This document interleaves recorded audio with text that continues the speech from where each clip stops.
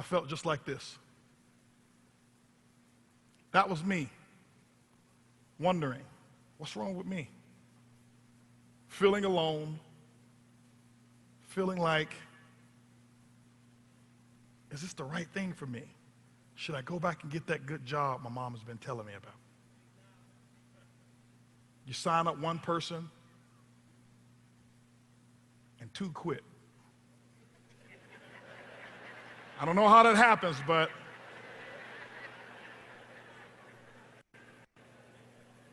how many of you can relate to this guy? I know what it feels like. I couldn't sell the product. Never forget, I tell them we have a money-back guarantee, and 2 years later, they ask me for my money back.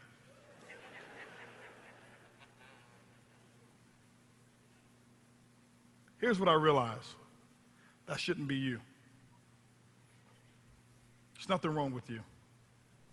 I believe you're perfect. I believe you're good enough. You've been designed good enough to succeed at network marketing. Now, I'm going to tell you, do I believe that you should grow? I know that you should grow, and we all must grow, but you're good enough in this industry. The last thing I ever want any one of you to do is to be sitting on the bench all alone figuring, what's wrong with me? I'd watch people come into the organization. They come in 6 months, maybe I've been in 6 years, and they come in 6 months, and 6 months later, I watch them walk across the stage, and I look at myself, and I'm like, something must be wrong. This industry's created more poor self-images than it has actually lifted the good ones. Because you only hear about these stories. Our goal is to eliminate the lonely bench. That's what our goal is going to do. We're going to eliminate the lonely bench. Nothing wrong with you. I don't care if you hadn't sponsored your first 2 yet. There's nothing wrong with you. I want you to remember this. You're perfect. I want you to repeat it after me. I am perfect.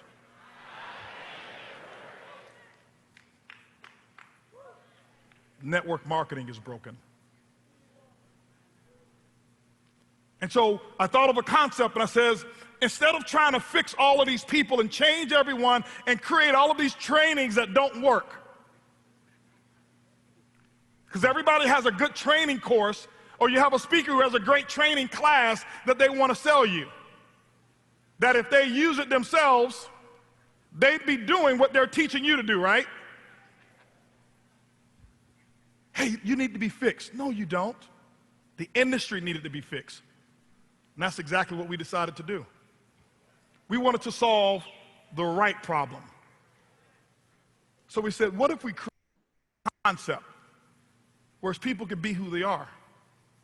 What if we create a concept where people can actually grow and better themselves, but if we fix the industry, whereas the things that they don't like to do, like selling, we did it for them. The things that they don't like to do, like follow up, we do it for them. And ladies and gentlemen, that's what we've done. Okay?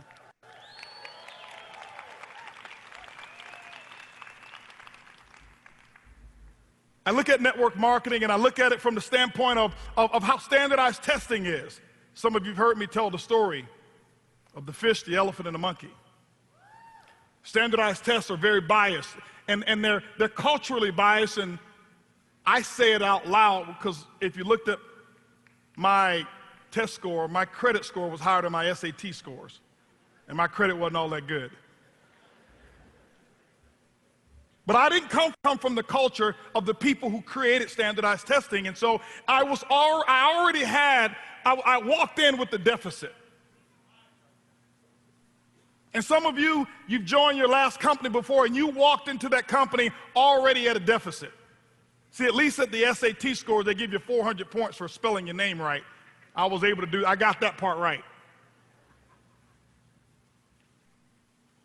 And we said this industry here was designed a little different.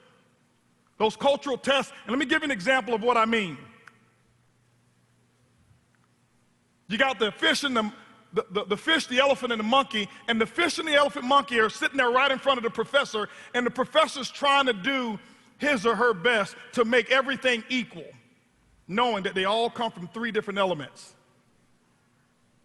So the professor looks at the fish, the monkey, And the elephant says, hey, listen, here's what we're going to do. To make all things equal, I'm going to grade you by how fast you guys climb the same tree. It's the same tree now, so it's equal for everyone. The fish looks at the professor and says, hold on for a second. If I climb this tree, I'm going to die if I get out of the water. Sorry, it's the same tree. The elephant looks at it and says, hold on for a second. I can knock it over, but if you want me to climb that tree, that's a tall order. Professor says, it's the same tree. The monkey looks, he said, that's what you want me to do? He said, I wake up in the morning and that's what I do. I do it for breakfast. I do it for lunch. I do it for dinner. I do it when I'm bored. I do it when I'm excited. That's all I've got to do is go climb that tree. See, when you've joined some of those companies before, you started off as the elephant or fish. But ibuumerang wasn't designed for the monkey. See, many of these guys here are monkeys.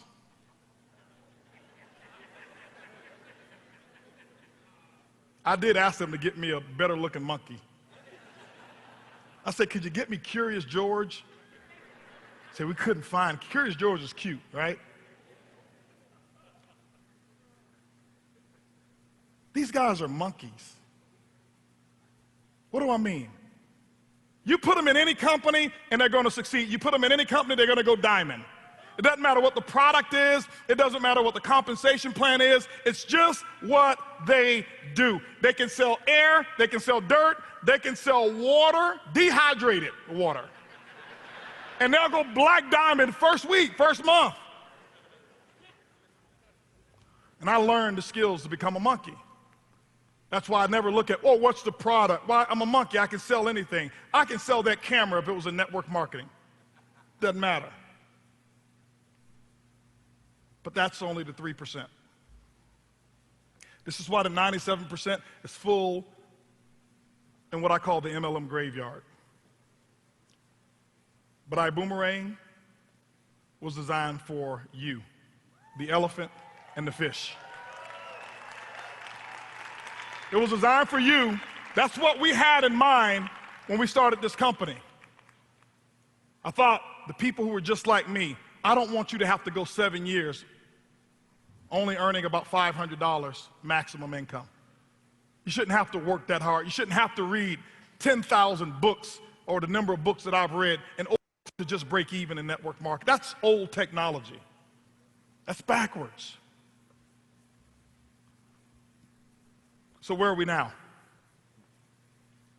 We're in a place where now our ibuumerang is solving the right problem. What we've done, many of you have seen our pipeline concept, where we laid out a concept that all you got to do is be real steady and do 10 and 2. And I'm not going to train the 10 and 2 philosophy now. You do the 10 and 2 and you can be a diamond in ibuumerang. That means that many of you are out there, raise your hands if you feel like you've been one of the fish or you've been one of the elephants. Raise your hands if that's you. See, that's the majority of the people who are here who are the fish and who are an elephant. See, when I got started, I was one of those elephants. I was one of those fish. I wasn't a monkey. I watched those monkeys get involved in the business and shoot to the top, and I'm sitting there on my bench. What's wrong with me? It was just that they didn't have a company or a system that was designed to accommodate me. We've changed that in our ibuumerang, and you're going to see that.